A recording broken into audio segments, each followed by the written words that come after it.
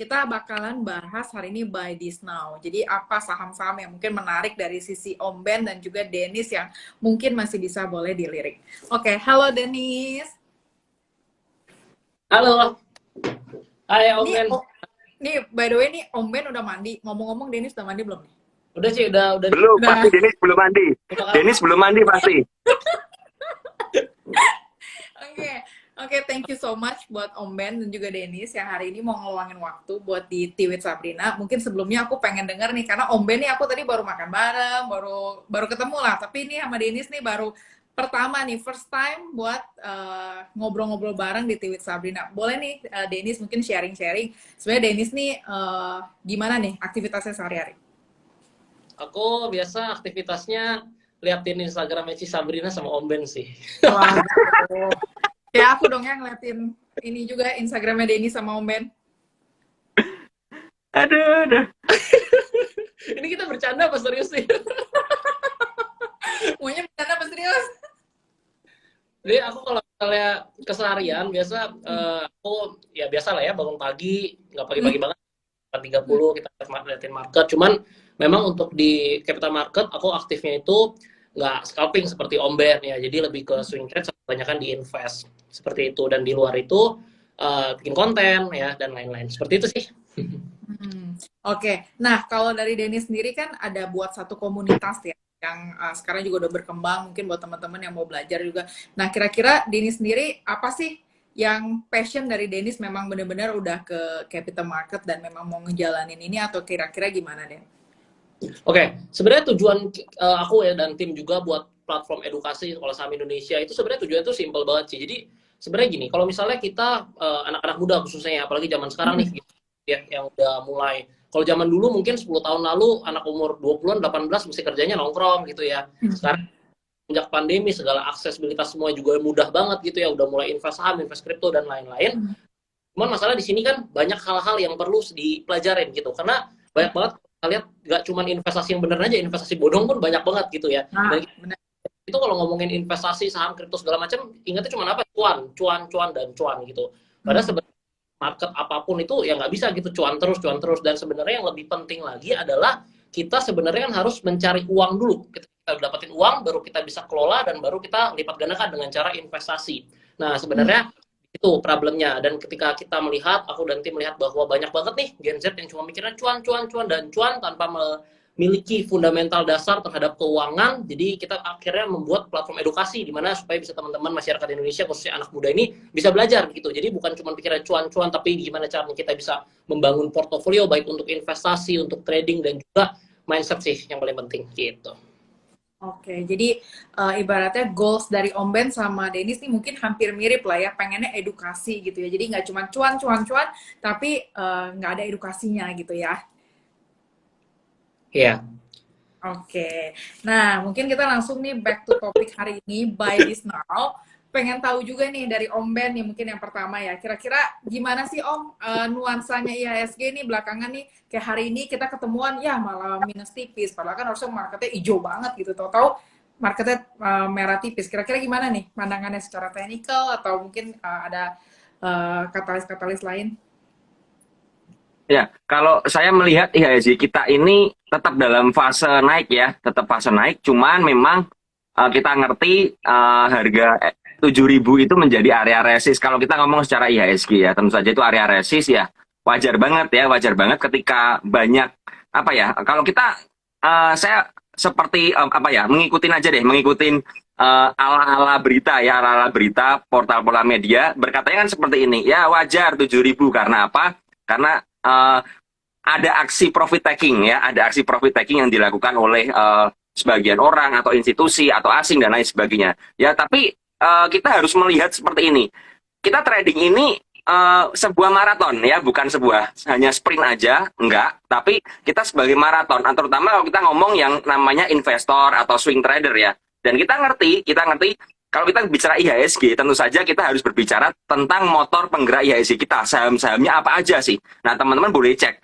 4 saham perbankan yang utama, BBCA, BMRI, BBRI, dan BBNI ya, seperti itu. Semuanya dalam fase bullish ya, semuanya dalam fase bullish dan sudah membentuk rata-rata patternnya itu cup and handle ya, seperti itu ya, kalau teman-teman cek seperti itu. Dan memang teman-teman mesti ngerti di mana ketika sebuah saham bergerak naik ya, teman-teman nggak bisa mengharapkan saham itu naik tuh uptrend tuh lurus ke atas, nggak bisa ya. Yang banyak teman-teman harapkan ketika saham bergerak bullish ya, arah berjilid-jilid ya kan, seperti itu. Padahal yang sehat itu nggak seperti itu, di mana ada namanya pembentukan higher low dan higher high ya kan, seperti itu. Di mana ketika membentuk higher low terjadi konsolidasi lagi, terjadi akumulasi ulang seperti itu ya. Dan ini yang terjadi di 4 saham perbankan kita ya. Kalau asing melakukan aksi profit taking itu nggak masalah, karena apa? Aksi jualnya hanya sebagian kecil aja. Kalau teman-teman lihat blueprint besar selama 3 bulan terakhir aja ya, semuanya itu akumulasi ya, semuanya akumulasi. Jadi wajar sekali ketika mereka berjualan sedikit untuk merampingkan porto, untuk mengatur ulang, itu hal yang sangat wajar. Nah, disinilah ketika IHSG itu mengalami koreksi, harusnya teman-teman yang swing trader itu senang. Karena apa? Teman-teman bisa membeli saham dengan harga diskon. Nah, kan seperti itu konsepnya ya, konsepnya seperti itu. Tapi yang teman-teman mungkin agak miss di sini adalah kalau harga IHSG-nya terkoreksi, gimana nih porto saya merah. Ya, porto kalian merah karena apa? Kalian nggak pakai money management yang benar. Padahal sekali lagi IHSG dalam fase bullish. Ya, saya percaya banget IHSG tahun ini ditutup di atas 7.000. Saya sangat percaya. Karena apa? Saya melihat dari 4 penggerak itu perbankannya aja, 4 saham perbankan tidak menunjukkan aksi distribusi yang masif sama sekali. Ketika koreksi itu wajar banget setelah mereka rally ya kan, seperti itu. Nah, ini yang harus kita cermati teman-teman. Itu view saya soal IHSG seperti itu. Nah, gimana nih sama Dennis? Karena belakangan kan kita tahu juga ya IHSG kita udah nembus all time high di atas 7.000. Kira-kira kalau Dennis sepaham nggak sama Om Ben, atau ada pandangan lain terkait dengan fundamentalnya Indonesia? Oke, aku nggak berani nggak sepaham sih sama Om Ben. Oke, kita jelaskan sama Om Ben itu udah secara lengkap sebenarnya. Ya, jadi kalau kita lihat dari gerakan major trend dari indeks harga saham gabungan kita emang uptrend ya teman-teman ya. Dan juga kalau kita lihat ini masih di dalam channel dan masih menarik banget gitu. Dan kalau misalnya kita lihat di kemarin yang 7.000, yang ketika IHSG udah menyentuh 7.000 dan itu menjadi area psikologis di mana ada aksi taking profit, dan itu emang wajar gitu. Karena nggak mungkin indeks melaju terus gitu. Justru kalau misalnya dia naik terus itu ya berbahaya gitu ya. Wajar banget ketika ada aksi taking profit khususnya di area psikologis tersebut. Dan kalau misalnya terjadi koreksi seperti yang kita tahu di Indonesia sendiri untuk perhitungan IHSG itu kan menggunakan market weighted index, di mana saham-saham yang memiliki market cap besar ya, atau kapitalisasi besar itu tentunya akan menopang IHSG, khususnya big banks ya, BBCA, BMRI, BBRI, dan BBNI ini. Jadi kita tinggal posisikan diri kita sebagai apa gitu. Untuk teman-teman yang memang melakukan investing di capital market gitu ya, apalagi khususnya cenderung melihat saham-saham yang blue chip yang market cap-nya besar ya, seperti 4 bank tersebut, ya itu sama sekali nggak jadi masalah gitu. Malah kalau misalnya turun ya lebih bagus seperti yang Om Ben bilang gitu. Apalagi menggunakan metode dollar cost averaging, nggak melihat dari sisi teknikal, nggak melihat ini, cuma melihat fundamental doang, itu ya menjadi momen yang menarik ketika terjadi koreksi, kita bisa cicil terus ya dollar cost averaging. Nah, untuk teman-teman yang melakukan trading, kita kan melihat dari momentum. Jadi nggak cuma 4 bank tersebut aja, di mana ketika IHSG koreksi pun atau IHSG lagi naik pun, tetap ada sektor yang akan manggung dan akan ada sektor yang diam aja gitu. Jadi ketika seperti ini ya nggak jadi masalah sama sekali seperti itu. Oke, nah mengingat hari ini ada beberapa saham yang justru diakumulasi oleh asing, salah satunya ada Telkom, ada BBYB, Astra, BBNI juga, tadi udah disampaikan ya salah satu saham big caps dari big banks. Kira-kira sebenarnya memang inflow dari asing itu lebih ke big banks, atau sebenarnya mungkin kita bisa lihat ada misalnya kayak Astra ini kan secara market cap juga cukup besar ya, berkontribusi terhadap IHSG. Apa memang udah boleh nih perhatiin mungkin salah satunya saham Astra, kayak gimana nih kalau dari Dennis? Oke, kalau kita ngomongin untuk saham ya di luar dari big banks tersebut ya, ini kan sifatnya itu cyclic ya. Untuk teman-teman yang mungkin mempelajari juga 6 kategori saham menurut Peter Lynch, ini masuk kategori cyclical atau cyclical. Nah, kalau misalnya kita melakukan trading gitu atau investing di saham cyclical, boleh nggak pertanyaan melakukan investing? Jawabannya sebenarnya boleh-boleh aja. Tapi ketika kita mendapatkan momentum. Nah, untuk teman-teman yang mungkin nggak mau pusing DCA terus habis itu tinggalin misalnya mau 3 tahun, 5 tahun, itu menjadi kurang cocok gitu. Kenapa? Kalau kita lihat Astra mungkin di harga 3 tahun sebelumnya kita beli gitu, habis itu kita tinggalin sampai tahun 2021, mungkin kita malah cenderung rugi walaupun kita DCA. Karena memang sahamnya cyclical gitu. Tapi untuk kita ngomongin 4 bank tadi, itu beda cerita. Nah, jadi kalau misalnya untuk saat ini ya, dan kita lihat dari akumulasinya cukup baik dan dari sisi teknikalnya juga oke, kita mau trading atau mau invest itu nggak masalah sama sekali gitu. Dan juga kita lihat bahwa Astra ini secara fundamental juga perusahaan yang cukup baik atau bisa dibilang sangat baik gitu, dan juga marketnya besar seperti itu. Oke, nah kalau dari Om Ben nih ada pandangan nggak kira-kira? Kalau saya sih apa ya, tergantung teman-teman mau invest yang seperti apa ya, seperti yang tadi Denny sudah jelasin ya. Jadi intinya adalah teman-teman harus mengerti teman-teman tuh mau investnya termnya tuh seperti apa, mau long term atau mau short atau medium aja. Kalau long, pilihan saya jelas kepada BBCA, itu jelas banget ya, BBCA, BBRI, itu jelas banget karena kita berbicara untuk saham-saham yang sustain banget, yang artinya apa ya, saham ini bergerak uptrend ya, dengan kalem, nggak liar pergerakannya ya kan, risikonya juga rendah ya. Ini kita bisa melirik perbankan ya, empat perbankan itu. Kalau teman-teman mungkin lebih suka yang sedikit volatil ya, mungkin Astra ya, itu bisa jadi pilihan. Tapi yang seperti yang Dennis bilang, saham Astra kalau memang kita hold 5 tahun belum tentu profit ya kan, bisa BEP malah bisa loss. Karena apa? Saham itu memiliki siklus ya, naik turun karena memang bukan saham yang seperti perbankan. Jadi teman-teman harus mengerti karakternya ya. Karakternya seperti apa? Teman-teman cocok trading di saham yang seperti apa, menyimpan saham yang seperti apa. Jangan sampai teman-teman hold ya, dibuka 5 tahun loh, kok nggak gerak kemana-mana, kok malah saya rugi. Wah, ini fundamentalnya salah. Bukan begitu, karena teman-teman mungkin nggak mengerti yang tadi namanya ada saham-saham yang memiliki sebuah siklus. Berbeda dengan perbankan. Ya, kalau perbankan, saya percaya banget BBCA ya teman-teman ya. Waktu saya pertama kali trading di tahun 2017, BBCA itu masih di harga 14.000 sebelum stock split. Ya kan? Artinya kalau dihitung secara stock split berarti dibagi 5 dari 14.000 ya kan? Berarti sekitar di area 2.800. Sedangkan sekarang sudah di area 8.000. Selama 4 tahun kenaikannya dari 2.800 ke 8.000 ya. Itu luar biasa banget untuk saham dengan market capital terbesar ya di Indonesia. Ya. Nah, ini kita bisa lihat loh, sahamnya benar-benar uptrend. Kalau teman-teman melihat polanya seperti itu, teman-teman mau hold, nanya ke saya, Om Ben, saham apa yang bisa di hold 5 tahun? Saya nggak mau lihat buy and hold merem. Ya, pilihan saya cuma satu, BBCA. Udah itu aja. Pilihan saya seperti itu. Jadi memang apa ya, teman-teman harus mengerti, sekali lagi harus mengerti, jangan asal beli saham sembarangan ya, jangan asal atas nama fundamental aja teman-teman beli. Oh, atas nama fundamental, ini fundamentalnya bagus, saya buy and hold 5 tahun, dibuka loh kok malah loss ya, karena teman-teman nggak mengerti apa ya, mempelajari, nggak cuma fundamental aja, tapi ada yang tadi namanya siklus dan lain sebagainya ya. Kalau dari saya seperti itu.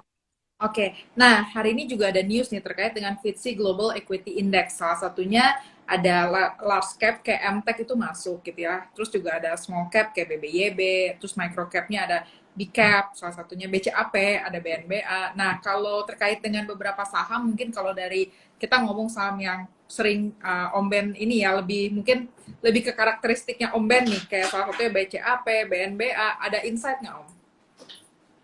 Kalau saya begini, saya ketika kita berbicara saham yang volatil ya, saya nggak bisa berbicara langsung proses ke depan panjang, nggak bisa seperti itu, karena ingat sahamnya itu volatil ya, pergerakannya liar. Kita tidak bisa memperlakukan saham yang pergerakannya liar dengan cara invest seperti buy and hold merem, nggak bisa. Karena apa? BNBA, BCAP sudah bergerak ya, mereka sudah rally dari harga bawah ya. Kalau kita ngerti BNBA itu sudah dari harga 300, sekarang udah di atas 2.500, artinya udah naik 8 kali lipat ya kan.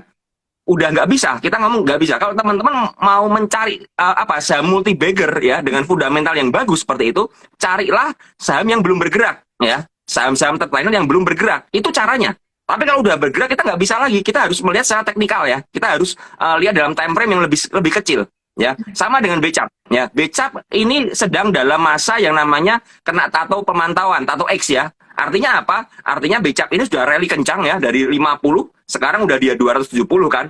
Udah naik berarti berapa? 50 ke 270 sekitar 5 kali lipat lebih ya. Nah, karena kemudian kena suspend 2 kali dan kemudian kena pemantauan selama 20 hari bursa ya. Kita ngerti tipikalnya saham-saham yang kena pemantauan 20 hari bursa setelah dibuka akan bergerak liar. Yes. Ya. Nah, ini kita melihat di mana areanya. Kembali lagi berbicara soal teknikal. Di mana support dan resist. Sedangkan kalau teman-teman perhatikan, BCAP selama seminggu ke belakang dia berkonsolidasi di area 230 240. Ya, itu ada, ya, itu terbukti. Nah, kita mulai entry di harga apa? Ketika dia berkonsolidasi, bukan ketika dia udah bergerak rally. Ya kan, ini sudah arah hari ini, walaupun arahnya cuma 10% kan. Tapi kalau teman-teman mengejar saham-saham yang arah dan berharap terus naik, tapi nggak ngerti di mana resikonya, di mana stop loss-nya, ya ini berbahaya. Karena sekali lagi, saham ini saham yang volatil, ya, naik kenceng, turun juga kenceng. Ya, ini yang harus diperhatikan. Kalau teman-teman cocok dengan saham yang yang karakternya seperti ini ya, saya pribadi cocok. Karena apa? Saya suka dengan pergerakan saham yang volatil. Saya nggak terlalu suka dengan saham yang lama bergeraknya. Kalau lama bergeraknya tentu saja saya akan buy and hold dan merem. Saya akan pisahkan di satu porto. Kalau untuk trading saya akan mencari yang volatil. Ya, jadi kembali lagi kita harus bisa melihat dan memilih saham berdasarkan karakteristiknya dan cocok nggak dengan kita. Baru setelah itu kita bisa menentukan, oh ini saya mau trading, ini saya mau invest, ini saya mau swing aja, ya. Kalau dari saya seperti itu. Oke, nah kalau dari Dennis nih ada pandangan lain nggak? Mungkin tadi ada beberapa saham kayak MTEK, ada BBYB, ada BCAP, ada BNBA. Nah mungkin ada yang masuk radarnya dari Dennis nih, atau mungkin Dennis malah lebih menghindari volatile dan saham-saham volatile atau gimana? Oke, ini yang tadi disebutin Ci Sabrina ini kan berarti meliputi digital bank dan juga tech ya, si MTEK. Nah, kalau lihat bahwa di tech stock ya, atau misalnya digital bank ya, ini memiliki volatilitas daripada saham-saham pada umumnya. Misalnya kita lihat sektor jauh banget bedanya. Nah, mungkin tambahan sedikit aja dari tadi Om Ben udah jelas banget ya menjelaskannya, dan saya sepaham, karena nggak berani nggak sepaham. Jadi tambahannya kayak gini teman-teman, ketika kita trading gitu ya, atau kita membeli saham di tech stock gitu, digital bank, yang perlu diperhatikan adalah ketika titik entry dan titik stop loss. Mungkin banyak dari kalian yang melihat, wah ya udah gue mau trading gitu dengan resiko yang kecil. Ya kita taruh stop loss 3%, 5%. Tapi kita harus perhatikan market structure-nya. Karena setiap saham itu berbeda seperti yang Om Ben bilang. Kalau kita misalnya BBYB tahun lalu ya, di akhir tahun 2021 September sampai Desember itu kan di area berarti 1.200 sampai 1.600 ya. Kita lihat dari 1.600 turun ke 1.200 saja itu turunnya 20%, teman-teman. Kalau teman-teman pasang stop loss 3%, 3%, 3% itu kena cut loss semua, tiba-tiba dihajar langsung naik ke 2.000. Nah, itu yang membuat beda halnya. Sedangkan kalau kita lihat big banks gitu ya, misalnya kita trading di Bank BCA, BMR dan lain-lain ya, itu turun 4%, 5%-nya itu udah besar banget. Nah, ini yang membedakan. Jadi ketika kita melihat sebuah saham, kita trading di saham tertentu, ya tentu caranya juga berbeda gitu. Ya kita melihat range-nya, pergerakannya, volatilitasnya, dan juga tentunya upside yang jauh lebih tinggi. Contoh misalnya BBYB ya, dari 1.200 sampai 2.000 lebih, itu berapa persen? 70-80%, ya kan? Nah, tapi juga kalau kita lihat penurunannya itu juga sangat lumayan ya, bisa 20%, ya bisa 15%. Nah, kita siap juga. Kalau misalnya kita nggak siap, kita nggak usah iri hati gitu. Lihat orang, wah cuan BBM misalnya, Om Ben nih, posting nih, cuan 30%, itu rezekinya Om Ben. Dia jago, dia bisa analisa, dia bisa nyaman. Nah, kalian yang memang nggak nyaman, ya jangan ikutan. Tapi kalau memang kalian seperti Om Ben, memang suka mencari saham yang volatilitas ya tinggi seperti itu, ya silakan trading di saham-saham seperti itu. Nggak masalah. Kalau aku sendiri, aku suka sebenarnya tech stock sama digital bank. Dan lumayan justru tahun lalu, 2021, Porto itu juga kedongkrak gara-gara tech sih, gara-gara Arto, MTEK, dan juga BBYB sebenarnya. Gitu. Oke. Nah, mungkin nih ada pertanyaan juga nih. Aku random aja sih pengen ada diselipin pertanyaan. Ada apa nih dengan gudang garam yang naik banyak tiba-tiba? Mungkin ada yang perhatiin nggak nih kalau Dennis nih? Aku nggak perhatiin sih gudang garam. Perhatiin ya. Kalau Om Ben nih mungkin ada di lirik juga nggak nih gudang garam? Ini termasuk saham yang gemuk ya, saham yang karakternya saham sultan ya, saham sultan. Sedangkan saya sebagai rakyat jelata, saya tentu saja akan memilih saham-saham yang lebih jelata. Tapi saya juga kaget ya, saya juga kaget tadi ketika saya makan sama Ci Alin, Sabrina, lalu sama Ali, memang nggak memperhatikan market ya, karena saya hanya buy and hold beberapa saham dan udah saya biarin. Tapi ternyata menjelang closing ya, GGRM dibanting. GGRM ditarik ke atas ya, ditarik langsung 9% ya kalau nggak salah, closingnya 9%, HMSP dibanting. Ya, terjadi perbedaan walaupun sektornya sama. Nah, kalau kita ngomong secara news, saya belum lihat newsnya apa ya, saya belum mengikuti newsnya. Tapi yang saya lihat adalah akumulasinya. Ya, ingat sekali lagi, saham-saham dengan seperti GGRM dan HMSP itu saham yang dikuasai oleh asing. Ya, nah asing hari ini beli GGRM 30 miliar. Ya, mereka beli. Kalau ditanya kenapa mereka beli, ya saya nggak ngerti. Pertanyaannya gitu aja kan, jawabnya saya nggak ngerti. Kenapa mereka beli, saya nggak ngerti. Tapi aksi beli mereka itu di detik-detik terakhir ya, mengerek itu membuat terjadi pergolakan harga. Kenapa mereka beli di detik-detik terakhir? Jawabannya simpel. Mereka pingin beli dalam jumlah besar sekaligus tanpa menimbulkan gejolak market. Karena apa? Kalau mereka nge-HK di market, takutnya yang pertama, sahamnya akan bergerak. Kalau sahamnya bergerak, tentu saja retail akan menyadari, ya kan? Oh, sahamnya gerak nih, retail akan sadar, akan notice. Akhirnya apa? Banyak scalper di saham tersebut, ya kan? Coba bayangin GGRM dari 0% ke 9% tiba-tiba, ya, bergerak tek gitu, pasti akan banyak yang scalpingan di saham itu juga. Ngikutin, karena apa? Tiba-tiba liar. Mungkin ini yang nggak dikehendaki oleh asing, ya kan? Karena itu mereka beli di detik terakhir. Ketika di detik terakhir itu kita nggak pernah ngerti. Ya mungkin kita bisa lihat secara IEP ya. Oh, IEP-nya kalau sudah misalnya naik tinggi. Nah, tapi kita nggak bisa numpang, ya kan? Kita nggak bisa numpang. Kita kalau punya barang, kita bisa jualan di harga atas. Tapi kalau kita nggak punya barang, kita nggak bisa numpang. Ya, itu apa? Ya itu sesukanya asing. Karena mereka memang mau dengan cara seperti itu. Entah mereka memang ada terjadi apa ya? Mungkin rebalancing porto atau apa? Kita nggak ngerti. Nanti akan keluar newsnya ya. Seperti. Tapi yang kita bisa, yang saya bisa analisa di situ adalah karena ada yang HK banyak. Ya, kenapa HK banyak di titik terakhir? Yang tadi saya bilang nggak ngajak-ngajak kalian. Karena begini prinsipnya. Prinsipnya begini. Ini ya, harus kalian mengerti ya. Market maker ya untuk mengangkat sebuah harga ya dia nggak akan ngajak-ngajak kita sebagai retail. Market maker butuh kita tujuannya untuk apa? Untuk beli barang mereka di harga atas. Kalau mereka lagi akumulasi, nggak akan ngajak. Udah yakin. Karena mereka bukan lembaga badan sosial yang baik-baik mau berbagi cuan bersama. Nggak seperti itu konsep market ya kan. Konsep market adalah beli di bawah, jual di atas, ya kan. Nah, ini bagaimana cara kita pintar-pintar untuk mengerti, oh ternyata asing mengangkat 30 billion, 30 miliar hari ini, ya kan. Nah, kalau kita memang mau masuk, ya kita harus mencari pullback-nya. Karena apa? Ketika mereka masuk 30 miliar begitu, ya, kita nggak bisa mengharapkan GGRM ini apa ya, seperti saham scalpingan. Oh, besok naik lagi, nggak gitu. Mereka bisa aja buy and hold. Artinya apa? Setelah mereka beli, mereka diemin, ya nggak tahu time frame mereka berapa lama. Ya, kembali lagi kita harus menganalisa sesuai dengan resiko dan money management yang kita punya. Itu versi saya seperti itu. Oke, nah mungkin nih balik ke news yang beredar ya. Kalau tahun ini kan memang menjadi tahun di mana ada yang bilang komoditas merupakan salah satu sektor yang bisa dibilang manggung sepanjang tahun 2022. Di sisi lain juga ibaratnya dengan kondisi dari US, inflasi mereka yang mengalami kenaikan, terus juga The Fed juga baru saja menaikkan suku bunga mereka. Nah kira-kira nih terhadap saham-saham berbasis teknologi, kalau dari Dennis ada pandangan nggak?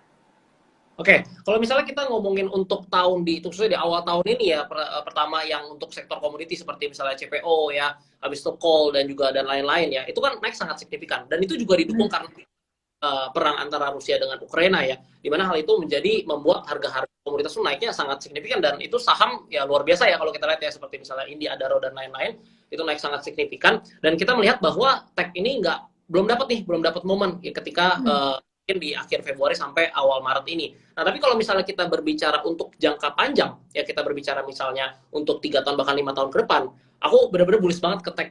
Kenapa? Karena kalau kita lihat seperti ini, kita kan bisa melihat berkaca dari Nasdaq atau S&P 500, ya bursa di Amerika. Di mana market yang sudah mature, ya kalau kita kan kategori masih weak form lah, nggak efisien marketnya. Kurang lebih kayak tadi Om Ben bilang, kalau misalnya mau buy on hold gitu misalnya 10 tahun 20 tahun ya cuma bisa di BBCA karena memang dari 700 saham lebih yang grafiknya benar-benar cuma naik terus ya secara konstan ya cuma BBCA doang, yang lain-lain ya kita lihat BBNI dan BMRI kekocok-kocok kan chartnya seperti itu. Nah, kalau kita lihat tech di Amerika seperti saham-saham Apple dan lain-lain sangat menarik ya, kalau kita lihat itu chartnya mirip banget tuh, banyak banget tuh kalau kita mau mendapatkan chart yang bentuknya seperti BBCA di saham US tuh banyak banget. Nah di Indonesia kan sana. Nah, ketika nanti memang sudah dapat momennya seperti kita lihat ya perkembangan zaman, teknologi digital dan lain-lain, tentu kita bakal ke arah sana. Dan ketika itu terjadi dan di masa depan mungkin di tahun 2024, 2025 sektor tech ini akan menjadi sangat menarik. Nah, tugas kita adalah sekarang ya kita belum tahu nih mana yang bakal jadi ya. Tapi kita melihat ya kita bisa melihat kira-kira saham apa yang memang memiliki misalnya dia menang di industrinya atau di sektornya. Ntar kita bahas kita tanya Om Ben deh beli GoTo. Menang di sektornya kita bisa beli ya, kita bisa tapi ya perlu diingat seperti itu bahwa di tech stock balik lagi tech stock dan tech company ya itu memiliki volatilitas yang memang cukup tinggi. Begitu ada bad news, begitu ada sesuatu yang kurang baik di perusahaan ya itu saham bisa turun sangat signifikan juga seperti itu. Oke. Nah ini ada beberapa pertanyaan juga nih balik ke question yang masuk. ada yang tanya nih, BBYB dibeli di asing di detik-detik terakhir nih. Gimana nih menurut Om Ben dan juga Dennis nih kira-kira? Apalagi tadi Dennis kan bahas juga nih terkait dengan saham tech yang juga menarik nih untuk beberapa tahun ke depan nih. Kira-kira strateginya gimana? Dari Om Ben dulu deh. Ya, kalau kita lihat secara chart ya, karena saya kalau kita sudah ngomong soal perbankan BBYB yang bank digital ya, ini pergerakannya volatil ya. Posisinya sedang dalam kondisi yang sideways ya. Jadi kalau teman-teman lihat chartnya, BBYB ini harganya dari 2.450 sampai 1.900 ya. Pergerakannya dalam range yang seperti itu. Nah, sekarang bagaimana? Kita bisa melihat bahwa memang apa ya? BBYB ini selalu diakumulasi oleh asing ya. Asing lagi inflow ya, lagi ngumpulin barang. Nah, kalau secara akumulasi bagus ya, lagi ngumpulin barang, belum ada buangan besar. Tapi secara teknikal dia bergerak di zona sideways yang lebar. Nah, kalau kita mau masuk bagaimana? Ya kita udah ngerti ini bakal sideways lebar nih, 1.900 sampai 2.450. Sedangkan sekarang di harga 2.200, artinya di tengah-tengah nih. Kita nggak ngerti apakah digeprek ke bawah dulu atau langsung naik. Ya, tapi kita bisa mengerti dengan map yang seperti itu ya. Sekali lagi teknik analisa ini saya pakai untuk saya bisa melihat roadmap-nya bagaimana secara garis besarnya kan. Ya, karena garis besarnya sideways seperti itu. Kalau kita mau masuk di harga sekarang nggak masalah. Tapi kita harus siap kalau ada koreksi-koreksi sampai yang tadi 1.900. Ya, kan seperti itu. Selama akumulasinya masih konsisten ya, tidak ada terjadi buangan distribusi asing yang sangat masif, ya saya rasa kalau teman-teman mau ngumpulin juga, ya teman-teman lihat ini areanya sideways. Ya, artinya apa? Teman-teman harus bersiap dengan money management pembelian piramida sampai harga 1.900 tadi, ya kan? Ini seperti itu karena memang chartnya masih sideways tadi ya teman-teman ya. Jadi benar-benar teman-teman harus ngerti, oh ini BBYB lagi sideways, lagi dikumpulin. Saya mau ngumpulin nggak? Silakan. Kalau saya pribadi, saya nggak terlalu suka dengan saham yang lagi konsol seperti itu. Ya, apalagi konsolnya lebar. Kalau ada koreksi ke 2000, nah saya baru mulai, wah ini menarik buat saya karena apa? Loris. Saya baru masuk di area seperti itu. Itu saya pribadi. Tapi kan teman-teman berbeda. Time frame-nya berbeda, masing-masing stylenya berbeda. Kalau saya lebih baik daripada ngurusin saham yang sideways panjang, saya akan melirik saham lain yang sedang uptrend. Ya, seperti itu kalau dari saya. Tapi bukan berarti BBYB jelek, saya lagi ya. BBYB bagus dalam akumulasi, tapi sideways-nya lebar. Seperti itu. Oke. Kalau dari Dennis nih, gimana nih pandangannya? Oke. Kalau dari aku sebenarnya gini, kalau misalnya kita mau masuk ke satu saham, kita mau entry, misalnya kita suka ya, kita udah suka sama BBYB, kita udah biasa trading BBYB, besok kondisi lagi seperti ini gimana? Kita kayak biasa ya, kita menggunakan strategi kan cuma dua ya sebenarnya, mau buy on weakness atau buy on breakout gitu. Dan kalau kita lihat yang posisi yang benar, Om Ben bilang sideways di area 1.700 sampai 2.400, tapi ini range-nya jauh banget ya. Kita bisa memanfaatkan buy on support. Ya, kita buy on weakness di area 1930 sama 1.700. Kenapa? Karena secara resiko ya kita lebih rendah gitu ketika support di 1.700 jebol ya udah kita lepas ya. Ketimbang kita misalnya kita beli terus tanpa plan yang jelas, begitu dia turun sampai 1.700 kita udah nggak ada peluru, nggak ada amunisi, ya udah habis, nggak bisa ngapa-ngapain. Apalagi dia biasanya kan penyakit ya kalau misalnya kita baru masuk ke saham, udah beli, isi udah habis, support terakhir 1.700 jebol masih ditahan-tahan ya, minus sampai 50%, 60%, itu minus 50% mau balik ke BP aja persen gimana gitu kan, susah banget gitu kan. Jadi itu yang perlu diperhatikan. Oke. Nah, mungkin nih ada beberapa pertanyaan juga nih terkait dengan rotasi sektor ya. Memang mungkin udah lumayan agak boring karena banyak banget juga yang nanya rotasi sektor. Karena kemarin juga banyak komoditas yang main, yang manggung ibaratnya. Tapi kan belakangan juga ada beberapa saham, tadi aku baca komen juga kayak Harum, belakangan juga lumayan ada penurunan gitu. Sebenarnya wajar aja sih kalau aku boleh kasih pandangan, karena kan beberapa waktu kan juga udah naik cukup signifikan ya gitu. Ada Adaro, Harum, PTBA, ITMG, dan beberapa saham komoditas coal lainnya. Nah, kalau dari Dennis nih, kalau Dennis sendiri, apakah memang ibaratnya tren coal khususnya ini memang ibaratnya sekarang bulan Maret ya, Januari, Februari, Maret, udah memang mau ganti haluan, jadi bye-bye komoditas, lalu the next another sector, atau kayak gimana? Oke, kalau kita ngomongin sektor perubahan atau sektor rotation di Indonesia ini kan kita bilang tergolong sangat cepat ya Ci ya dibanding tempat lain gitu. Karena kalau kita dari tahun sebenarnya perubahan itu di pas mulai COVID di tahun 2020 itu jadi sangat cepat ya perubahan sektornya, dan kalau kita nggak bisa manfaatin momentumnya di sektor-sektor tertentu ya kita ketinggalan gitu, ketinggalan party ibaratnya. Aku ingat pas saat itu ketemu Om Ben di Bali, aku bilang ke Om Ben, aku pegang ISAP gitu kan, akhirnya aku cut loss gitu dan pindahin akhirnya masuk ke pro, indie dan lain-lain. Itu kalau nggak cut loss malah nggak bisa cuan gitu kan di itu. Nah itu benar kita perlu perhatikan. Tapi kalau kita lihat call sendiri, memang pas ketika terjadi perang antara Rusia dan Ukraina ini kan menjadi benar-benar defensive sektor nih ya, call, CPO dan lain-lain. Nah habis itu kedepannya seperti apa? Kita melihat tetap kepada harga acuan ya. Gimana harga acuan batu bara, gimana harga CPO dan lain-lain. Dan kalau misal ditanya menarik atau enggak untuk kedepannya, kalau kita lihat contoh ya, misalnya emiten-emiten dengan dividen yang cukup besar, perusahaannya memang oke, udah berjalan sangat lama, udah perusahaannya dewasa dan mature, sebenarnya oke-oke aja, bagus-bagus aja. Cuman yang kita perlukan, yang perlu kita perhatikan adalah harga acuan batu bara. Misalnya kita berbicara mengenai batu bara.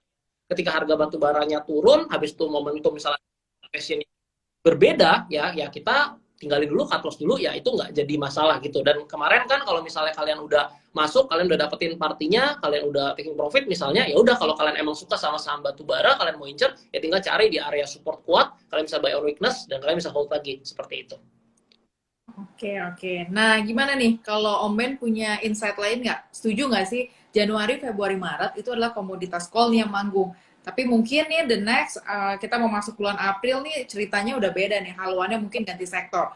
Ada beberapa bilang ada sektor properti, BSDE, FMRA, kemarin juga belakangan udah mulai jalan. Nah, kira-kira Om Ben pandangannya gimana? Kalau saya sih, kalau kita ngomong rotasi sektor ini udah kita bahas ya waktu kita makan sama Brina. Jadi saya tidak terlalu yakin apa ya terjadi rotasi. Artinya apa? Kita ngerti seperti ini. Harga dari saham-saham batu bara, ya kita ngomong, kalau ngomong saham batu bara tentu saja kita ngomong penggeraknya ya, PTBA, Adaro, dan ITMG. Tiga saham ini secara mengejutkan memang hari ini terjadi outflow. Saya baru cek, memang hari ini terjadi asing bongkaran ya. Tapi sepertinya bongkarannya ini di menit-menit terakhir, detik-detik terakhir ya. Jadi ada keluar tapi di detik terakhir. Nah, dari tiga saham tersebut, kalau kita melihat inflow yang paling menarik itu jelas di Adaro dan PTBA. Ya, terlepas PTBA hari ini asing keluar banyak sekali ya. Cuman saya nggak ngerti hari ini keluar karena ada rebalancing atau apa, karena kan terjadi kan seperti GRM naik ya kan, HMSW dibanting, berarti kan mungkin ada rebalancing Porto ya, seperti itu. Nah, kita melihat minggu depan bagaimana pergerakannya. Saya merasa sektor komoditas ini belum selesai ya, belum selesai. Kenapa saya bisa bilang belum selesai? Karena apa? Kenaikan yang kemarin ya, yang mungkin minggu-minggu lalu kenaikannya terlalu kencang.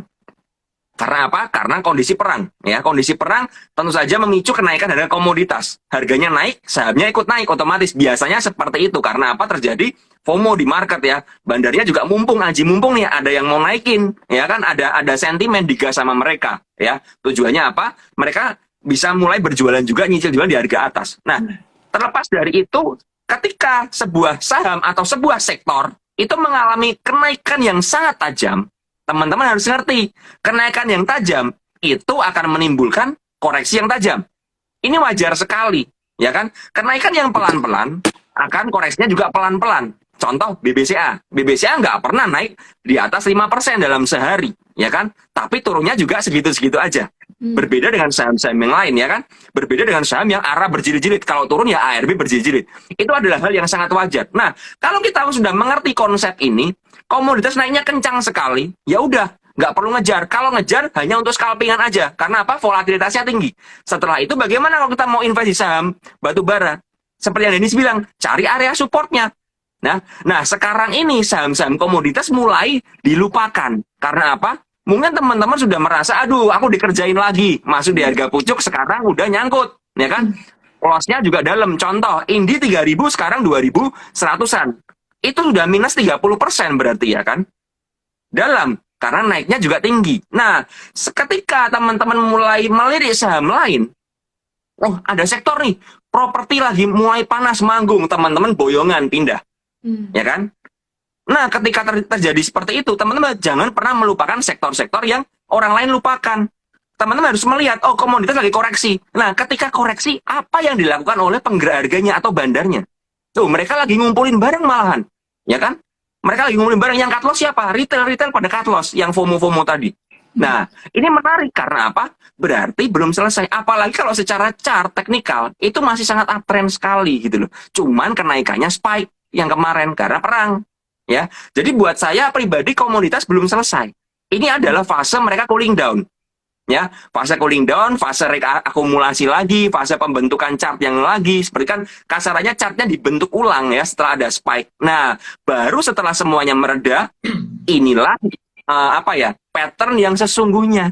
Kalau teman-teman segera berpindah, oh dari komoditas saya mau pindah ke properti, dari properti nanti pindah lagi kemana? Ke konstruksi, pindah lagi, boyongan terus ke konsumer dan lain sebagainya. Yang terjadi teman-teman ini nggak akan pernah menemukan apa ya, kalau teman-teman ngomong soal invest, ya teman-teman nggak akan menemukan saham bagger. Karena apa? Teman-teman jadi kutu loncat, pindah-pindah. Kalau teman-teman melihat blueprintnya, kita ngomong invest, berarti teman-teman harus lihat blueprint. Kalau kita ngomong scalping, kita lihat jangka pendek aja. Ya kan? Naik kencang, ikut. Saya pun kemarin ikut. HK Indi, ya kan? Indi naik 5%, naik 10%, sudah mulai berat, keluar. Nanti konsolidasi lagi, masuk lagi. Naik lagi, besok 5%, keluar. Ya, jangan teman-teman HK, naik 5%, hold invest, turun 20%. Aduh, masih hold lagi, nggak apa-apa. Ya, salah. Entry-nya salah, gitu loh. Ini yang terjadi. Jadi teman-teman buat, apa ya, harus benar-benar mengerti, ya. Menurut saya, kembali lagi, belum selesai. Ini versi saya ya, versi saya belum selesai, karena masih uptrend, ya. Ketika orang lain pesimis, nah ini menarik. Kalau bandarnya ngumpulin, kalian pesimis, menarik.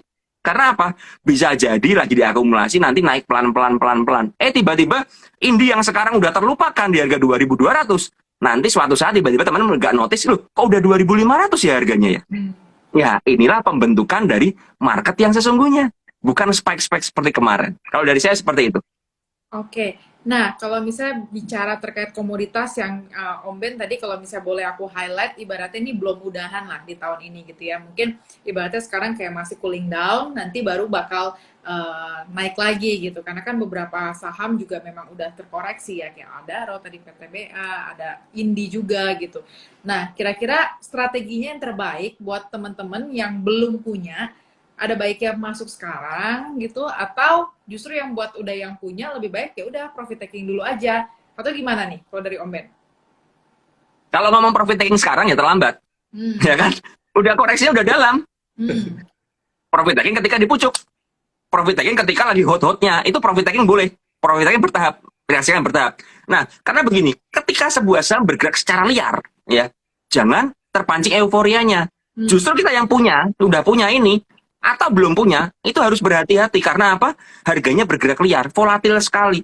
Otomatis begini teman-teman ya. Contoh ya, saya misalnya ya, saya punya Adaro di harga, waktu kemarin sempat di harga 2.600 belum rally. Kemudian dibawa rally ke 3.400. Saya merasa ini Adaro yang biasanya kalem, bergeraknya kenceng. Wah, kok kenceng banget? Ya, begitu juga Big Fun. Oh, geraknya kenceng banget. Mereka yang mungkin punya apa ya, pergerakannya yang nggak terlalu kencang ya, seperti biasanya Adaro, kita ngerti Adaro cukup saham lemot, tiba-tiba kencang, otomatis mereka akan jualan. Karena apa? Mereka mungkin cuma punya target di Adaro, oh saya mau gain sekitar 50% dalam periode tertentu. Loh, ini 50% dalam waktu 1 minggu misal. Ya udah jualan. Ya kan? Nah, ketika euforia itu saatnya kita ikut jualan bertahap. Ya kan, jualannya bertahap. Karena apa? Kita nggak pernah ngerti, oh siapa tahu besok masih naik lagi. Kalau turun lagi bagaimana? Batasi resiko dengan trailing stop. Ya kan seperti itu. Tujuannya apa? Kalau harganya turun lagi, nah ini baru kita sekarang melihat ya, oh udah mencapai titik support nih. Udah konsolidasi lagi nih, udah mulai konsol nih, kayak Indi udah konsol ya kan. Adaro, PTB udah mulai konsol. Nah, ini kita mulai cari entry-nya. Bukan sekarang saatnya jualan. Kalau sekarang jualan terlambat, ya kan? Jualan waktu masih hot-hotnya. Itu prinsip saya, seperti itu. Oke. Menarik sekali ya tadi yang udah disampaikan Om Ben. Jadi kalau sekarang berarti ya lumayan telat ya, karena kemarin kan udah sempat naiknya lumayan signifikan. Nah, aku balik ke Dennis nih. Ada pertanyaan, bila gudang garam bisa ujuk-ujuk naik kayak gitu, kira-kira mungkin nggak sih Unilever juga bisa ujuk-ujuk terbang nih di tahun ini? Kira-kira gimana? Kita lihat ya, kalau misalnya kita lihat dari Wenfair ini kan area sekarang lagi berada di area support ya 3370 ya. Cuman kita balik dulu nih ya, kalau kita lihat secara time frame besar, ini Wenfair major downtrend parah, itu yang pertama. Dan yang kedua, kalau kita lihat dari laba perusahaan revenue dari Wenfair ini cenderung menurun atau kurang baik. Dan juga kalau kita lihat ya, Wenfair ini udah masuk kategori saham slow growers, dimana ketika dia ingin melakukan ekspansi, udah nggak ada lagi yang bisa ekspansi, sulit sekali. Kenapa? Kalau kita lihat dari market share yang ada di Indonesia, udah hampir semua mungkin dia ambil gitu. Kita udah pakai produknya seperti itu. Nah, jadi kalau misalnya ditanya apakah menarik untuk invest di Unilever, kalau saya opini pribadi jawab no gitu. Tapi kalau misalnya teman-teman ingin melakukan trading dan rasa ini adalah area support dan kalian pengen beli ya terserah gitu. Tapi kalau ditanya ke saya nggak akan beli sih gitu. Gitu ya. Oke, nah kalau Om Ben nih, ada pandangan nggak nih Om buat retail-retail yang mungkin udah punya Unilever di harga atas, kira-kira mungkin nggak sih ini Unilever ceritanya bakal kayak gudang garam? Ayo Om Hakau. Kalau nggak mau, tidak mau. Saya bukan pecinta saham downtrend ya. Kembali lagi, saya tidak suka saham downtrend. Unilever sama GGRM kalau teman-teman lihat chartnya itu berbeda. Ya, GGRM ini udah konsolidasi loh. Ya, sudah konsolidasi selama dari Agustus sampai sekarang ya dengan support di 30.000 ya, dengan resist di area sekitar 35.000. Itu panjang sekali konsolidasinya. Ya kan? Unilever kalau kalian lihat chartnya downtrend parah. Kita belum bisa ngerti di mana titik titik pantulannya. Berbeda banget ya, sangat berbeda. Kalau teman-teman lihat chartnya itu sangat berbeda. Gudang garam sama Unilever sangat berbeda, absolutely different. Nah, kalau seperti itu, apakah saya akan membeli Unilever? Sama kayak Denny, saya nggak akan beli. Karena apa? Tidak kelihatan di mana area konsolnya. Gudang garam, apakah saya mau beli? Kalau saya punya duit, saya lebih tertarik gudang garam daripada Unilever. Karena apa? Udah sideways panjang. Gudang garam sama HMSP bagaimana? Apakah saya pilih HMSP? Enggak. Saya pilih gudang garam. Karena HMSP masih downtrend. Gudang garam sudah konsolidasi. Jadi kita bisa melihat, oh ternyata udah sideways nih. Udah sideways. Artinya apa? Kita punya resiko kecil karena kita bisa menentukan area supportnya. Kalau lagi downtrend parah, kita nganggap bisa jatuh. Ya kan? Kita nggak pernah ngerti. Mungkin bisa mantul, technical rebound. Ya. Tapi nggak ada area konsolidasinya. Kalau ditanya apakah bisa naik? Ya bisa aja. Tapi kapan ya nggak ngerti. Kan begitu. Ya kan? Apakah mantul? Bisa aja. Kalau ada tiba-tiba ada asing HK, tiba-tiba 1 triliun ya.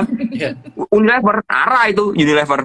Tapi permasalahannya, kapan? Nah, ini yang kita nggak ngerti. Kalau kita ngomong secara teknikal, ya yang tadi saya bilang, cari saham-saham yang sudah ada konsolidasi atau sideways-nya. Sehingga kita bisa mengerti di mana support dan resist. Kalau saham downtrend, udah skip aja. Kalau udah teman-teman punya dan nyangkut di atas bagaimana? Nah, ini susah. Ya kan? Susah. Karena apa ya? Saya harus balikin ke teman-teman. Teman-teman yang nyangkut di atas, yang pertama, money manajemennya bagaimana? Yang kedua, jangan-jangan kalian masuk gara-gara pingin swing, ya, swing pendek, berujung invest fundamental. Karena yang tadi nggak mau cut loss, ya kan? Berpikir, oh Unilever saham blue chip, saham bagus, produknya dipakai di mana-mana, ya. Tapi malah berujung downtrend. Ya karena kalian nggak ngerti ini saham lagi downtrend. Nah, bagaimana kalau saya pribadi, ketika teman-teman gini, apakah boleh cut loss atau enggak? Saya kembalikan lagi. Kalau saya pribadi, jujur ya, kalau saya melihat sebuah saham, ini kok nggak ada titik terangnya ya kasarannya, aduh ini gimana nih? Saya mungkin akan cut loss bagian. Seperti itu. Tujuannya apa? Saya punya dana, saya melihat saham yang ada harapan, ada secercah harapan yang lagi cerah ini saham ini. Saya cut di sini, saya pindahkan ke saham lain. Nah, tapi ini membutuhkan yang namanya edukasi. Teman-teman bisa nggak mengedukasi diri seperti itu? Makanya penting teman-teman belajar. Saya pribadi dalam 2 hari ini saya cut loss cukup banyak saham. Ya, saham swing saya yang tidak ada harapan ya, yang mungkin sideways panjang, nggak jelas arahnya kemana, saya cut dulu. Saya pindahkan ke mana? Ke saham-saham yang lagi uptrend, lagi ada harapan, lagi bergerak naik. Tujuannya apa? Saya bisa mengembalikan loss saya dari return dari saham-saham yang floating profit. Ya, saya kasih contoh. Ini bukan stock pick saya lagi, karena ini saham udah bergerak. Kemarin saya sempat cut loss ASLC. Saya sempat cut loss, saya niatnya memang mau coba nahan ASLC, ya saya punya di harga 290, ya kan. Kemarin bergerak naik ke atas ke 270, tapi nggak kuat. Ya, saya merasa, aduh saham ini kok udah ngeselin nih. Udahlah, saya cari dulu, ada saham lain yang menarik nggak? Oh ada, saya ketemu, saya kemarin SMMT menurut saya masih menarik patternnya. Saya cut ASLC, saya pindahkan ke SMMT. Dan yang terjadi apa? Saya anggap aja, saya loss di ASLC misalnya ya 5 juta. Ya, saya dapat SMMT hari ini 3 juta. Artinya apa? Saya tinggal kurang 2 juta lagi untuk menutupi loss saya di ASLC. Jadi ini kita ngomong soal dagang. Jadi kita menutupi loss dengan profit di saham lain. Tapi yang loss ini jangan didiemin doang. Kalau didiemin doang turun terus gimana? Ya kita nggak bisa ngejar nanti kan. Nah ketika saya udah keluar SMMT, saya dapat duit berserta profit. Nah saya akan mencari saham lain untuk menggantikan 2 jutanya itu. Ini teknik saya. Jadi saya tidak pernah mengizinkan ada saham atau uang saya mati di sebuah saham. Saya lebih suka uang saya ini bekerja. di saham uptrend, ya kan? Swing, trend following, trennya naik udah diemin aja, biarkan dia compound terus. Contoh di ADMR ya. Saya simpan ADMR udah dari 1.300 sampai sekarang 1.800 something, ya kan? Saya hold. Karena apa? Biarin compound dulu. Karena apa? Saham ini masih bergerak uptrend dan saya strateginya masuk untuk invest panjang. Nah, ini yang teman-teman mesti ketahui. Jadi bukan berarti nggak boleh cut loss, enggak. Tapi teman-teman ngerti nggak apa yang teman-teman lakuin? Kalau teman-teman cut, pastikan teman-teman ngerti setelah cut saya mau ngapain. Jangan habis cut, nyari saham downtrend lagi, nyangkut lagi, cut loss lagi, besok cari saham downtrend lagi, nyangkut lagi, cut loss lagi, nggak kelar-kelar kan? Nah, makanya penting ketika kita mulai cut loss, kita mengedukasi diri kita. Sehingga apa? Oh, kita ngerti, oh ini saya sahamnya ini jelek nih, saya cari saham yang menarik. Ya, jadi seperti itu teman-teman ya, semoga membantu. Oke, luar biasa sekali ya. Termasuk Om Ben nih kasih strategi-strategi money management. Jadi kalau beli saham tuh udah tahu belum goalsnya kayak gimana. Nah, kalau dari Dennis nih, aku balik lagi ke Dennis. Ada pertanyaan terkait dengan sektor kesehatan. Apakah masih ada potensi untuk manggung lagi seperti KF yang mati suri atau seperti apa?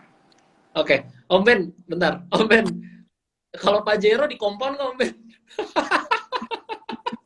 Pajero itu di kompon bodinya ya, bukan di kompon interest, kompon ya, tahu kompon di dempul ya, supaya nggak karatan, itu Pajero. Oke, kita lanjut ya berarti. Karena sektor kesehatan, kalau kita lihat ya sektor kesehatan ya seperti KF Inafira dan lain-lain, apakah ada potensi untuk manggung lagi? Jawabannya, kalau kita lihat ya kondisi seperti ini, kondisi dari awal 2020 pandemi COVID-19 sampai sekarang ya, yang seperti yang sudah kita rasakan, nanti apalagi mungkin 1 tahun ke depan pasca pandemi, mungkin akan agak sulit kalau kita ingin mendapatkan momentum seperti tahun 2020 ya, waktu itu ya 2020 KF Inafira yang naik sangat signifikan. Dan kalaupun nanti ketika ada momen ketika saham-saham formasi atau kesehatan ini rebound gitu, naik ya, apakah bisa balik gitu ke harga, misalnya KF contoh balik ke harga 6.000 gitu ya? Jawabannya adalah sangat sulit teman-teman. Ya, andaikan bisa ke 3.500 atau 4.000 pun itu akan jadi aksi taking profit saham-saham orang yang nyangkut gitu. Seperti kasusnya di Antam, mungkin kalau kalian lihat udah naik ke 3.000, habis 3.000 ya udah los aja langsung ke bawah gitu. Karena kita lihat ini KF ini waktu itu pergerakannya sangat liar gitu sampai 6.000 sekian. Jadi kalau ditanya saham KF, saham farmasi atau KF dan lain-lain, kalau kalian nyangkut ya, misalnya di tahun lalu, di tahun 2020 misalnya, ya nanti ketika ada potensi rebound, ya mendingan cut loss gitu. Kalau berharap untuk ke 6.000 sih sangat sulit seperti itu. Oke. Jadi ibaratnya sekarang kalau potensi dalam waktu dekat mungkin lebih baik wait and see, dan juga kalau misal chance lebih naik signifikan kayak rasanya untuk saat ini enggak ya? Iya. Oke. Nah, kalau dari Om Ben sendiri nih Om, kalau misalnya ibaratnya buat hari Senin nih pekan depan, kira-kira nih tadi sesi 2 kan kita udah ngobrol banyak ya. Nah, kira-kira Om Ben nih ada saham yang udah dilirik belum nih buat Senin besok nih, buat teman-teman juga jadi insight-insight juga. Nah, ini kembali lagi, saham yang dilirik ini saham untuk jangka pendek atau jangka panjang kan begitu kan. Kalau saya ngomong jangka pendek jelas ya. Saya bukan disclaimer on ya, sekali lagi disclaimer on, bukan stock pick. Saya memang sudah beli CMPP ya, sudah beli CMPP dari beberapa hari yang lalu dan BCAP dari beberapa hari yang lalu ketika dia berkonsolidasi. Jadi makanya tadi saya bilang ya, saya sesi 2 kita kan nggak trading ya. Kita ngobrol banyak hal dan saya tenang. Karena apa? Saya mengerti apa yang saya lakukan di saham tersebut. Nggak panik, saya jarang lihat HP kan tadi kan. Tenang, karena apa? Saya sudah memang, saya mau ada ketemu sama teman-teman nih ya. Saya udah nggak ada saham scalpingan lagi. Saya udah close semua dulu, atau sudah saya pasang stop loss dan lain sebagainya. Nah, sedangkan saham-saham yang memang sudah kompon itu ya saya diemin, kayak ADMR dan saya diemin. Nah, kalau teman-teman mencari apa saham yang menarik untuk minggu depan ya, minggu depan tentu saja kita bisa melirik ke sektor-sektor yang seperti teknologi, ya kan? Teknologi itu menarik, ya. MTech teman-teman bisa perhatikan, ya. Teman bisa perhatikan MTech, kemudian BBYB teman juga bisa perhatikan, ya. Untuk sesuaikan dengan style teman-teman, mau trading jangka pendek atau mau panjang. Nah, seperti itu ya. Perbankan, ya. Perbankan kita ngerti BBNI ya, BBNI masih menarik untuk dipantau ya. Tapi kalau ngomong BBNI berarti kita ngomong tradingnya agak medium term, nggak bisa short term ya. Kalau short term ya teman-teman mungkin lebih mencari saham-saham yang volatilitas tinggi ya, seperti BBYB, BBHI, BNBA, itu masih kita bisa layak pantau. Tapi kembali lagi teman-teman harus kita analisa ya, kita harus menganalisa bagaimana pergerakannya ya. Apakah dia uptrendnya kenceng ke atas? Kalau udah kenceng ke atas, tunggu pullbacknya ya, tunggu pullbacknya, cari area supportnya yang sudah di break dari breakout ya, seperti itu, tungguin di sana aja ya. Jadi saya mengajarkan teman-teman ini untuk lebih lebih belajar bagaimana cara kita mendapatkan saham. Jangan melulu naik, yang besok naik apa nih ya kan, nggak gitu caranya. Justru saya lebih suka kalau teman-teman ini DM saya nanya, Om Ben, saham ini gimana? Ini analisa saya. Oke nggak? Nah, itu saya lebih suka. Karena apa? Teman-teman, berarti kita belajar bersama-sama. Ya. Jadi poinnya di sana. Seperti itu. Tapi kalau teman-teman di sini yang DM Om Ben pasti dibalas nih ya ceritanya nih jadinya. Aku DM ya Om. Kalau saya nganggur. Kalau saya nganggur, saya balas. Oke. Nah, kalau dari Dennis nih, balik lagi ya teman-teman, disclaimer on. Jadi kita di sini nggak ada stock recommendation, jadi cuma lebih ke mungkin diperhatiin atau mungkin teman-teman boleh lihat, pelajarin lagi gitu. Nah, kalau dari Dennis, kira-kira Senin nih apa nih yang boleh diperhatiin? Setuju nggak dengan Om Ben yang saham teknologi atau mungkin saham telco? Ada Telkom, ada Isan, ada Excel, atau mungkin ada sektor lain atau kayak gimana gitu? Oke, tadi setuju ya sama Om Ben, sekali lagi nggak berani kalau nggak setuju. Atau hari Senin, teman-teman buat yang suka sama sektor properti boleh pantau saham BSDE, ini lagi di area support ya 995 sampai 1000 itu masih area buy. Dan kalau kita lihat pergerakan BSDE ini juga nggak terlalu volatile ya seperti saham-saham tech atau digital bank. Jadi buat kalian yang sesuai dengan profil resiko atau market structure BSDE untuk saham properti bisa dipantau. Habis itu kalian juga bisa lihat untuk MDKA ya, cuman ini udah nggak area buy lagi sih, kemarin sebenarnya di sekitar 4.100 sampai 4.140 ya, itu cukup menarik. Habis itu satu lagi, ini saham yang volatilitasnya cukup tinggi ya, kalau kalian suka ya, beresiko, tapi perlu diingat disclaimer on ya, ini Lipo Group soalnya MPPA ya, upside-nya lumayan, mungkin bisa ke area 588, ke area 468 ya, dan untuk dari segi risk reward ratio-nya cukup menarik ya, kalian bisa kalau di bawah 340 itu sih. Dan untuk kalau misalnya sektor telco untuk investing, aku suka ini si Excel. Di Excel ya. Oke. Kenapa nih Om? Kalau Excel ada pandangan lain mungkin? Ketawain Om Ben langsung minder. Tuh. Enggak sih. Cuman ya kalau view saya Excel ini di area support aja ya, di area support. Cuman memang belum ada reversal. Tapi kita bisa buy on weakness ya. Kita bisa spec buy on weakness ya. Excel kelihatan banget sedang di area support. Nah, yang tadi saya bilang kalau di area support seperti ini kita layak perhatikan. Belum kalau udah rally naik kenceng diperhatikan ya udah terlambat kan. Makanya ya teman-teman harus belajar screening ya per sektor. Oh, misalnya tadi Dennis bilang ya, properti apa? Dari properti ada BSD, Pawon, CTRA ya kan? SMRA. Dilihat yang di area support mana. Oh ya bener, BSDM menuju area support seperti itu. Nah, teman-teman bisa buy di situ. Bisa nungguin. Nah, kita bisa bikin trading plan-nya. Tapi kalau udah misalnya rally, contoh aja. Kayak hari ini IPPE seperti itu ya. Atau M-Sky hari ini udah naik kenceng, mau gimana nganalisanya gitu loh ya. Ya teman-teman yang suka ngejar seperti itu. Saham udah mau arah, udah naik kenceng, teman-teman mencoba menganalisa padahal kenaikannya tajam, ya kan? Nah, kalau udah yang naik kenceng-kenceng begitu gimana? Tungguin di area support. Kalau saya seperti itu. Oke. Nah, ini ada pertanyaan lagi nih, karena hari ini ada saham beberapa retail ya, kayak S Hardware.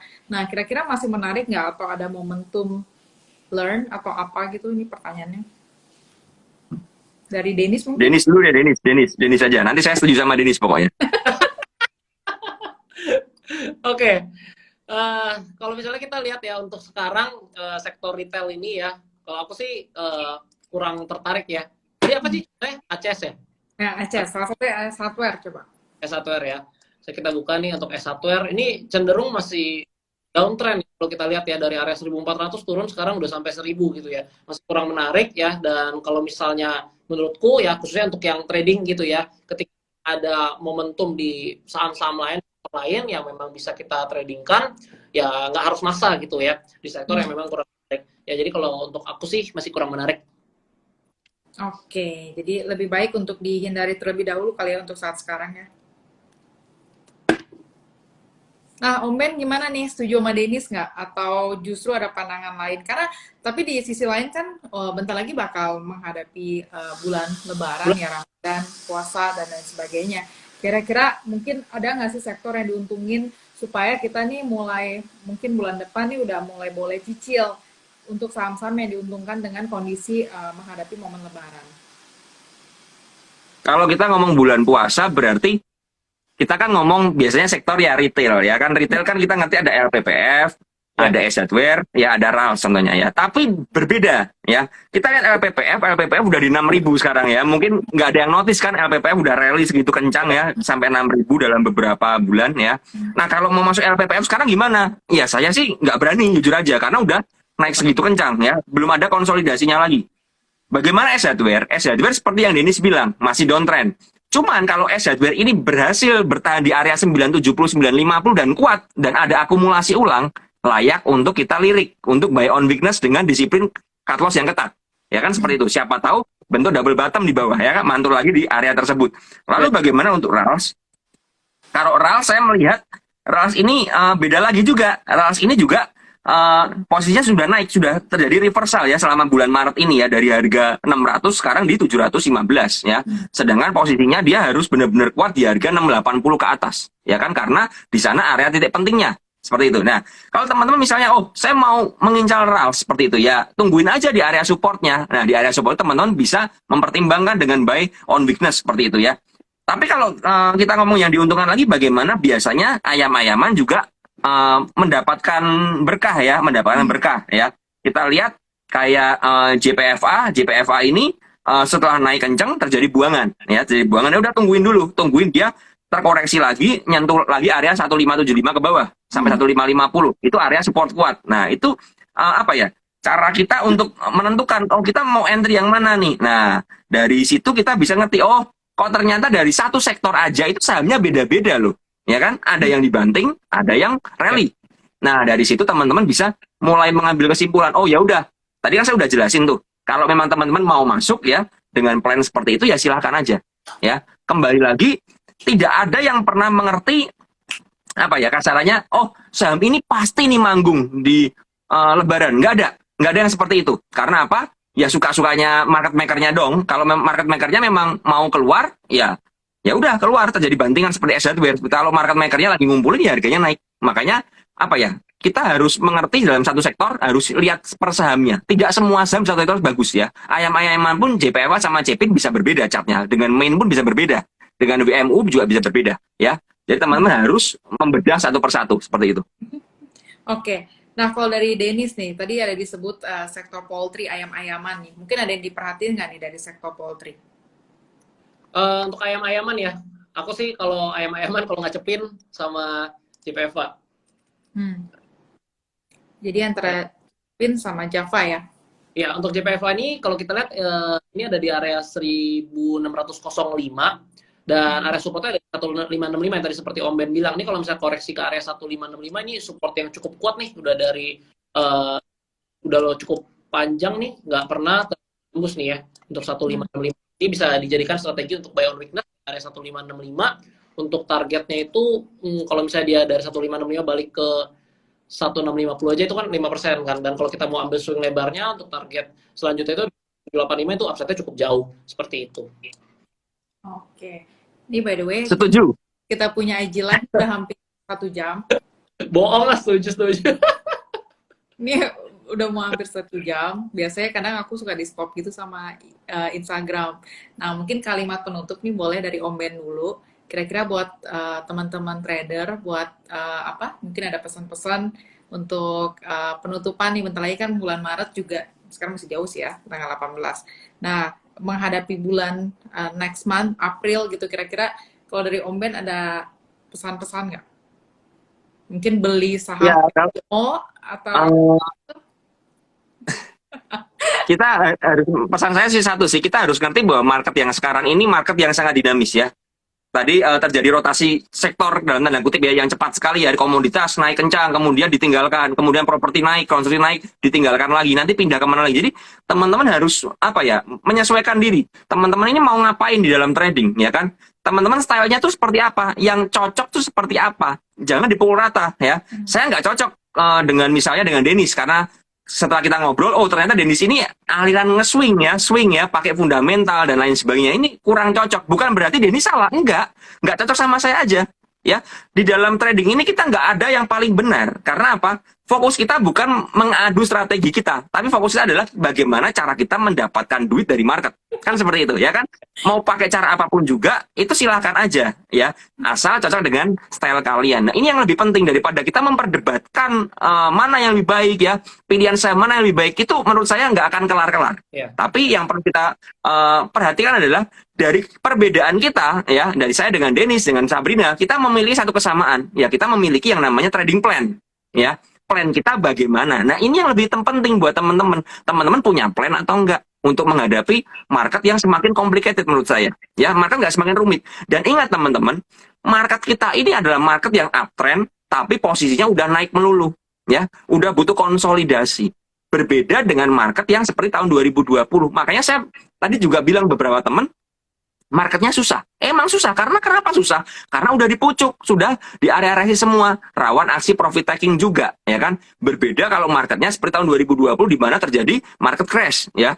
Kalau udah market crash seperti itu, gampang. Semua beli apa aja pasti akan rebound, ya kan? Karena marketnya bergerak turun. Kalau marketnya lagi bergerak naik seperti ini, ya, apalagi lagi konsolidasi IHSG-nya, ya, untuk dia bisa menembus 7.000 lagi, ya, atau mungkin menguji support di area 6.700. Nah, ini apa ya, ini akan lebih tricky buat kita. Makanya saya tadi bilang, teman-teman punya plan itu harus benar-benar matang, ya, benar-benar dilatih terus dan diasah terus, ya. Kalau saya sekali lagi, kalau saya pribadi gagal analisa, ya saya akan cut, saya akan pindahkan ke yang lain, ya. Kalau teman-teman ada yang nggak mau cut, nggak masalah, ya, tidak masalah selama teman-teman punya plan. Jangan nggak mau cut tapi apa, didiemin aja, udah biarin aja, siapa tahu naik, ya itu salah besar. Karena apa? Berarti teman-teman tidak memiliki plan. Ya. Kalau teman-teman misalnya ya ada yang hold Unilever, ya, misal ya, oke, Unilever di harga 5.000 beli, ya, kemudian 4.500 beli, 4.000 beli, 3.500 beli, 3.000 beli, nggak apa-apa. Kalau apa, nafasnya panjang. Ternyata dia punya uang misal anggap aja 1 miliar, ya, 1 miliar. Dia sekali beli cuman mungkin 50 juta, artinya dia bisa 20 kali beli ke bawah. Itu sah-sah aja, ya kan? Karena strateginya mungkin bisa berbeda. Dia memiliki pandangan yang berbeda dengan saya, misal karena view-nya panjang, view-nya misal 5 tahun, 10 tahun, nah itu berbeda lagi. Nah, jadi menurut saya adalah bagaimana cara kita untuk adjust, ya, adjust bagaimana strategi kita. Lalu, oh, strategi saya misal seperti ini, mau swing panjang, ya, kita mulai adjust, cara entry-nya juga kita sesuaikan. Jangan entry ala scalping, ya, yang all in all margin, sekali masuk. Ya, nggak bisa. Nah, jadi pesan saya adalah teman-teman harus mulai belajar untuk menyesuaikan. Jangan telan mentah-mentah omongan saya, ya kan? Karena apa? Saya ini bukan investor jangka panjang, ya kan? Saya lebih ke arah swing pendek, scalper, sampai medium aja. Saya belum pernah hold saham di atas 1 tahun, jujur aja. Paling lama saya hold ini BBCA, udah 7 bulan. Ini paling lama rekor ini. Ya, rekor saya hold BBCA, karena saya belajar untuk mulai invest jangka panjang. Nah, makanya itu jangan telan mentah-mentah. Kalau nggak cocok, kita bisa adjust. Oh, Om Ben ada yang nggak cocok ini, yang cocok ini diambil. Dennis yang cocok ini, nggak cocok ini diambil. Ya, Sabrina ini. Jadi, sesimpel itu. Nggak perlu diperdebatkan, nggak perlu diadu, nggak perlu oh, yang ini paling benar, yang ini salah. Itu nggak perlu, ya. Jadi, pesannya seperti itu supaya apa? Teman-teman bisa fokus untuk menghasilkan profit di market dengan cara kalian masing-masing. Oke, luar biasa sekali nih dari Om Ben nih. Kalau Dennis bilang jangan bilang ikut Setuju gitu aja. Setuju aja ya. Oke, ya, jadi buat teman-teman semua ya, terutama untuk yang kalian tujuannya, kita balik lagi ke capital market, ketika tujuannya memang melakukan investing, fokusnya kepada 3 hal. Ya, yang pertama, kalian harus tetap fokus untuk cari uang, ya, tingkatin income kalian. Yang kedua, keuangan kalian, dan yang ketiga, kalian fokus di investasi untuk melipat gandakan uang kalian.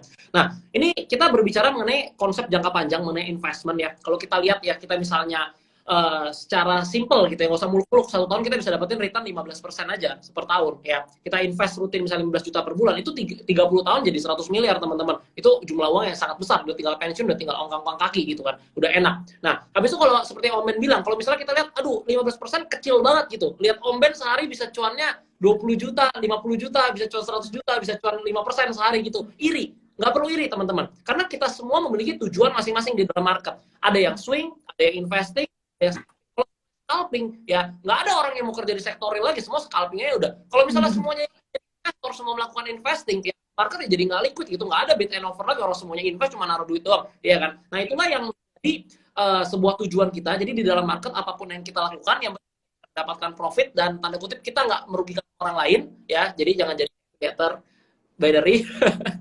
Jadi dengan cara yang benar, uang kita invest ya, trading kita bisa dapetin cuan dan nggak perlu nyerang-nyerang orang lain. Dan satu poin penting untuk kalian, kalau kalian nggak kaget sih, Kaget aku juga. Apa itu? handphone ya. Enggak. Kalau kalian nggak bisa diedukasi dengan baik-baik dengan bahasa yang normal ya, bahasa baik-baik, kalian harus follow Om Ben. Karena di story-nya itu ada bahasa aneh kayak Pak Sport misalnya, dikeramasin kan. Nah mungkin kalau kalian bisa kayak gitu kalian bisa ngerti dan paham ya. Jadi pantengin story Om Ben. Kalian cepet pinter. Oke, thank you so much buat waktunya, buat Denny sama Om Ben. Nanti mungkin kita akan luangin waktu lagi buat next session. Karena kalau misalnya terlalu kelamaan juga nanti mungkin buat Denny juga Om Ben juga udah terlalu capek juga karena udah hampir 1 jam. Oh nggak capek? Oh nggak capek ya? Gak capek, apa cuma nonton Brina di sini, ya kan? Oke, paling itu aja. Thank you semua buat yang nonton juga hari ini. Thank you. Denny, Thank you, Ci.